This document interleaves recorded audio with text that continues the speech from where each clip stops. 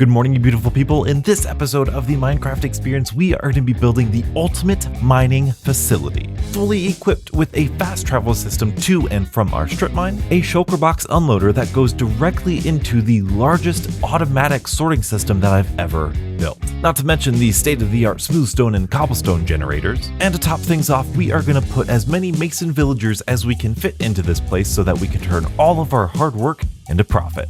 Yeah, beautiful people, this is going to be a fun one. I have to admit to you, beautiful people, this villager breeding and processing area is one of my favorite things that I've ever built in Minecraft. But how in the world could I forget to have shown you this thing? It's incredibly simple redstone, but it just looks so darn cool. Anyway, I know exactly where I want to build this mining facility. The strip mine is currently here, kind of nestled up in this little hilly area of this meadow. Now, I want this facility to have an open floor plan. I want you to be able to see all the villagers. I want you to see the entrance and exit to the mine shaft, kind of like a stand that you would find at a market. So I began figuring out a block palette. And this is something that I always have trouble with in my Minecraft builds because I want every build to be sort of connected in some way, but I don't want to use the same exact blocks over and over again. Now, I can't say that I'm successful here because I just love the spruce wood as well as the deep slate blocks. They just work so well. And in my attempt to become a better builder, I've realized that a change in elevation does a lot, at least for me personally. And perhaps most importantly, I don't want these villagers to be just in a one-by-one area. I want them to be free roaming around, interacting with their job sites and interacting with each other, but also I don't want them to escape and I don't want them to be attacked by zombies. So we're gonna have to do some really interesting tricks in order to get them safe,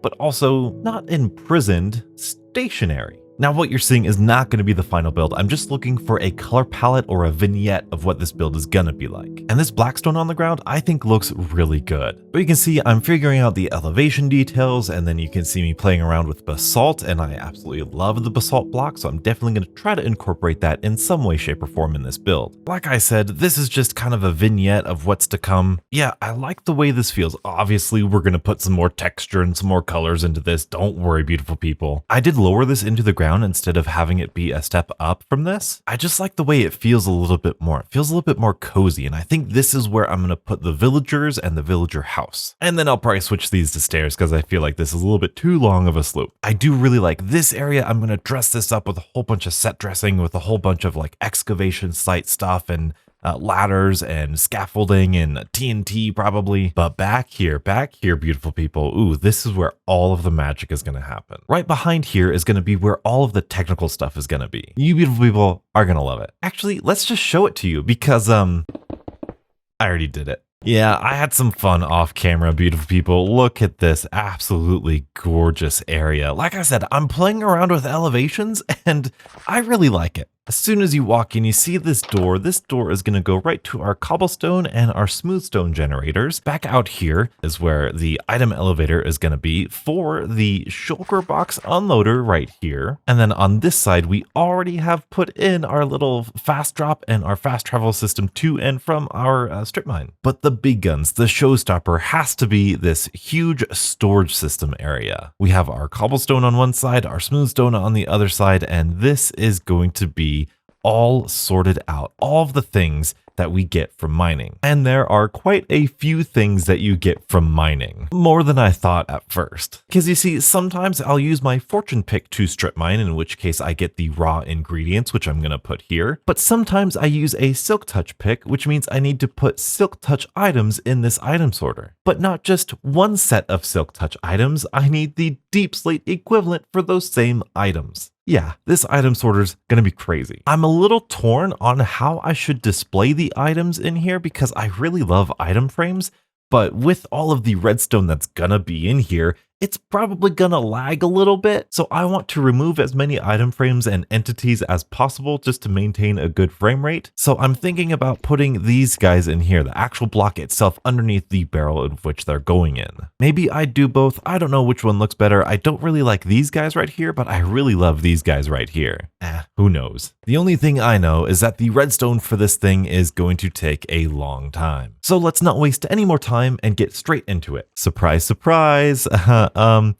I already did the redstone too. Now, don't you beautiful people worry, you guys did not miss that much. It's your typical item sorter with a certain amount of items right here, just repeated so many times. And if you ever had the question of why I needed so much iron from those iron farms, well, beautiful people, this thing took so many hoppers. So not only is this a lot of hoppers, but I want to put in this shulker box unloader, which by the way, I already have down here. But starting here, we need to somehow get the shulker box unloader to go up through here, go all the way over here, hit this guy, come back through and go through all of these things. That's a lot of hoppers. In fact, let me show you. If you go through here, this is where our shulker box unloader is going to go up through here and all the way through here, through this back little wall here, all the way is all of our hoppers. If you're wondering about the composters, it's because I was told they reduce lag, so we're going to try that. And I gotta tell you, finding a shulker box unloader that actually works in 1.19 was a lot harder than I thought it was going to be. To be fair, I probably made the designs wrong, but they didn't work. So I don't know. I found a design that worked, and this one is pretty simple, actually. I really like this design. It's just an observer that looks at this comparator whenever a shulker box is on there.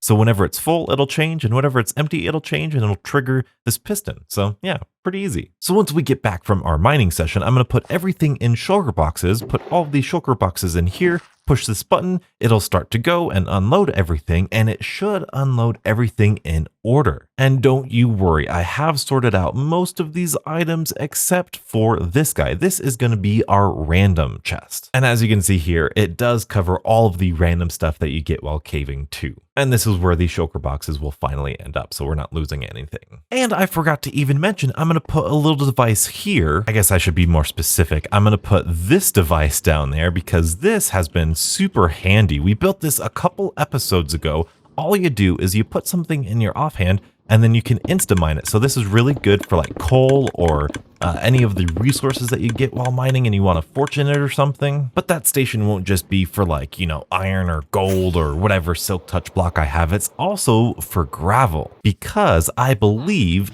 weaponsmiths. Yeah, look at that. Are you both weaponsmiths? Yeah, look at that. There is a flint trade. And while 24 flint is a lot of flint, most of the gravel that I get in this world is from caving. And currently we have that much gravel that we can just turn into flint and make profit from it. Same thing with all of the smooth stone that we get from this thing. The smooth stone and these smooth stone generators up here, oh my goodness, it's going to be so profitable for emeralds. I cannot wait to put the masons in here to get the villagers all set up. Beautiful people, I gotta go. This is where I'm at. I actually have to build this thing now. I'm going to make it look pretty, make it look cool, and you guys are going to love it. And make it pretty I did, beautiful people. Once again, I used one of my favorite blocks, deep slate, except this time I used the deep slate bricks in combination with the oak wood, similar to how mine shafts have oak wood. I love how the oak wood makes it feel like a mine shaft, but the neatness of the deep slate bricks as well as the deep slate tiles on the floor make it feel a little bit more polished and like a real place that was actually constructed. I highlighted everything with a touch of red, with red candles and red carpets hiding some lighting underneath obviously, and a earth-toned gray terracotta as the ceiling just pulls everything together so well. And of course we have the lanterns and the flower pots to make it feel even more like a mine shaft. But it gets even better when you look towards the item sorter. This is the place that I wanted to feel the most broken down. The floor is eroded, grass, moss growing, gravel, as well as that little water canal just seeping from the bottom. The ceiling also leaks with water dripping as well as cobwebs and glowberries. And if we take a look outside, you can see this area is also very much done. Now I actually did change my mind on basically everything about this. Instead of the blackstone floor, I switched it for just regular deep slate, and I threw in all of the different types of stuff here. Cobbled deep slate, some bricked deep slate, as well as mud. This mud, I might change more of this to mud because I love the little elevation change it gives you when you walk over it, and I love the sound of it. Ooh, I'm so happy with this floor. And instead of the deep slate roof, we went with a packed mud roof. Now, instead of this whole thing being packed mud, I think I'm gonna spread out this spruce wood over here. I think that just makes it feel a little bit more natural, not as artificial and stuff. So I think it looks really good. I love the outline of this. And like I said, this area is dressed just so well. It's so simple. You throw down some scaffolding, some ladders, some crafting tables, chests, some rail cart with chests, and it just looks 10 times better. And over here, I put in some ores in the wall here, and this is where we're going to keep all of our villagers, mason villagers. I have this neat little staircase that's also kind of beaten and broken up, just a little bit of lore here. We've got some lampposts and everything, and if we go hop in here, you think donuts. This is a 1 block gap the villagers are going to get out. Well, joke's on you because there's honey blocks right here, so the villagers can't jump out. I love Minecraft so much, but once we get into here, this is actually where their beds are. So I'm hoping this works. I hope that they obviously will pathfind to some of the stone cutters in here, but I'll hope some of them pathfind to these stone cutters out here. And it feels like a real place. It feels like these guys are coming home, kind of doing their thing at home, and then coming out to work, and it feels like a real actual living being here. In here, I'm not super happy with it. It's a pretty basic oak, spruce, you know, whatever in here. It's nothing too fancy, but I love, like I said, I'm playing around with the elevation changes, and this just separates the room super well. I love how cold this is, how warm this is as their place to stay. Candles might be one of my favorite lighting things in Minecraft too, because dang it, it's just so seamless. You don't notice them as lights, kind of like you do these lanterns or torches. It's so cozy in there. I love cozy things in Minecraft, obviously. So yeah, let's just walk through here. This little pathway, I'm not super happy with. Like I said, it's kind of just thrown together, but it transitions pretty well into this room. Over here, we have the smooth stone and cobblestone generators. Keen-eyed viewers might notice that this smooth stone generator and this cobblestone generator is just the same thing. And you'd be right. The only difference is with this one, I'm going to use a silk touch pick, and with this one, I'm going to use not a silk touch pick. Now you might think to yourself, donuts, if you're just going to switch picks, why build 2 different machines? Why not just item sort between the 2 items? Well, to that I say, shut up. It's my world. I get to do what I want with it. These are such a simple design. It's just water on the sides with lava up here. And I did add some blackstone as a little bit of burnt brick right here. I think that's just such an incredible detail. I might add it out here too. I don't know.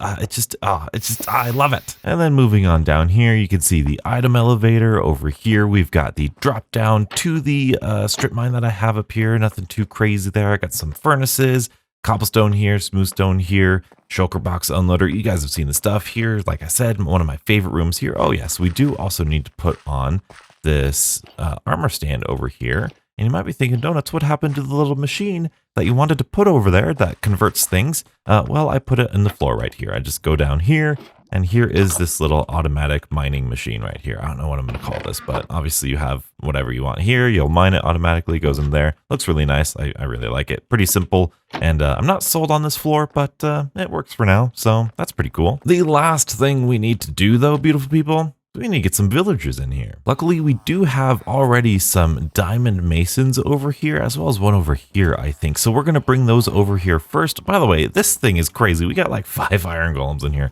I don't know why they're spawning so much, but all I'm going to do is I'm going to bring these over to here, and I want a total of 5 of these villagers. So we might, so we might get a chance to use our fancy villager breeder up there to bring some more down here.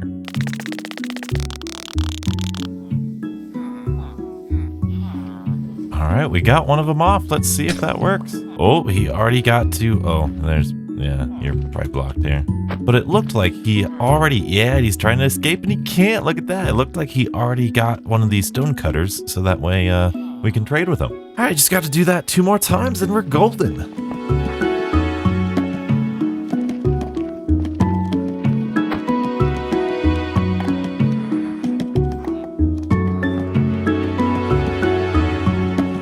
Well, that was significantly easier than I thought it would be. And luckily, they are actually going through this door. Now, and they're actually sleeping in these beds, which is fantastic. Hopefully this guy's not getting kind of glitched out and confused about where he's supposed to go. I destroyed some of the beds back there. He might be still pathing on his old bed, which might not be good. I might need to go break that, but hopefully maybe. No, I'm going to go break those old beds and just kind of reset everybody. All right, these 3 villagers are in. This guy is not, so I'm assuming that I destroyed his bed, and this bed was actually the other bed, so maybe if I put this down, he'll go to it. Yeah. And then hopefully that means, yes, this guy, they are all sleeping. Now, obviously, these guys can't get out with the honey blocks, but the problem is that any zombie could just waltz right in and kill them all. Now, yes, this place is fairly well lit up, but you never know, so we're gonna hire some help. we're gonna make a couple bodyguards for these guys, and hopefully, there's always something weird about spawning in these guys on flat ground. I'm gonna put one out here, and maybe one in here.